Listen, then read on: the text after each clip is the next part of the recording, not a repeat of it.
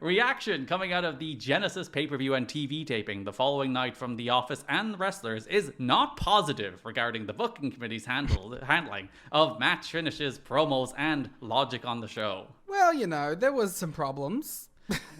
Believe it or not, they did not like Abyss and Sting. I'm shocked, personally. The general feeling is that the bookers aren't paying attention to details of logic and consistency in the application of rules. Ooh.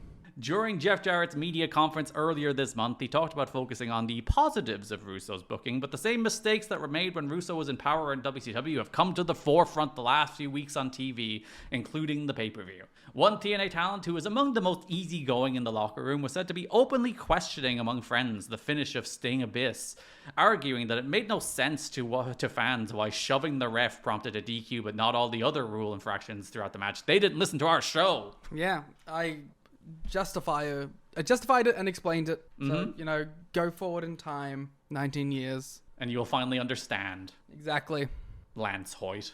AJ Styles. It seemed like they were making up the rules as they go, he said. Says another talent. Everyone was rolling their eyes about Sting and Abyss afterwards. Regarding Angle ending Joe's winning streak, one longtime TNA wrestler tells PW Torch, "I'm not sure if that was best. I personally think they should give the rub to someone else. Angle didn't need it." The attitude in the X Division isn't any better or worse since Russo arrived. They talk amongst themselves as if they're in the same boat as they were before, for better or worse. There's no sign of changing priority level. Well, they've accepted their place, and I appreciate that. And given Russo's historical booking of cruiserweights, I think coming out level is a plus. Yeah, him just being whatever. It's better than actively burying. Yeah, you get the same 12-minute pay-per-view match and 2 segments on TV to build it? Sure. Yeah. Regarding one source saying that Jarrett has seemed too busy or above mid-card wrestlers, one mid-card wrestler defends Jarrett, telling PW Torch, "I have nothing bad to say about him. He's always shown an interest in my personal life and never seemed too busy to be cordial. He's been great." Okay.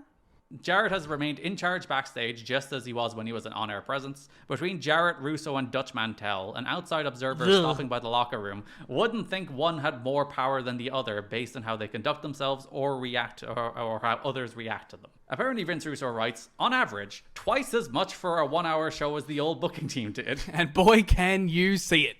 And keep in mind, they were cramming too much in. I think the first show of the month, there's a Naturals against AJ Styles and Christopher Daniels match. So there's the perfect encapsulation of what this show is now. Yeah. Where it's the Naturals don't get an entrance. They're already in the ring. Styles and Daniels make their entrance. I think they go to break. Between the break and the start of the match, they show Kurt Angle arriving to the building. They show a serotonin promo. Then they go to the match, which is 3 minutes long. Who gives a fuck? There's a bunch of X-Division people standing around for no reason. Rhino comes out to further that story, and the match is sponsored by Sonic 06. All of that happens in 4 minutes, real time. It's a regular modern day Raw. It's crazy. Actually, yeah, you're right that the whole show stuff before they come back from break thing that W did was really infuriating and really in bad between pacing. Entrances. Yeah, where someone would come out and the match wouldn't start for 12 minutes. Yeah, I mean that's exactly what this is. Yeah, it's just faster paced. So it's better even so. Probably is better. Well, because you get to it quicker at least. So because they tape so much, they have to edit a ton of original stuff out before filming. Then after filming, they wind up editing even more out because they still can't fit it in an hour. The latter has been happening for some time. That's why there's the feeling that basically everything is rushed and no angles have time to breathe, basically because that's how it is. Yeah. And you might think, next year, they get to 2 hours. They work all those pacing issues out. Yeah, of course, that's all the time now. They just simply add more content. Yeah. That's because Russo starts writing 4 hours. Yeah, and then he has to cram the 4 down to 2 and then the 2 down to 90. It is a little better in the 2-hour era. It's not quite as frantic as these shows are. These shows are crazy. Yeah. These shows have 25, 30 segments crammed into a 1-hour television show. It's I don't even really mind it, to be honest. Listen, it is the hot controversial take. It is better.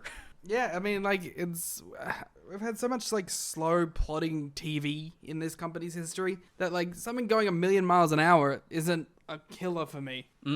Too much happening is better than too little, objectively. Yeah, especially when you have to be entertained by it. Doesn't mean it's always going to be good. It just means it's better than the alternative. It at least keeps new things flashing in front of your eyes every 90 seconds. Yeah. The Wrestling Observer has a slightly different stance from the X Division guys. From multiple reports, the consensus, particularly among those in the X Division, is very negative regarding the current direction of Vince Russo. Well, I thought they didn't care one way or the other. Dave is still getting in mixed people who like him, and the people who have no confidence in them haven't changed their minds either. So really, like, everyone who hated him hates him, everyone who liked him likes him, and it's the same and it's always been. Yeah, he's got his boys, he's got his guys, and then there's like also a group of people that have never worked with him and who are like, okay.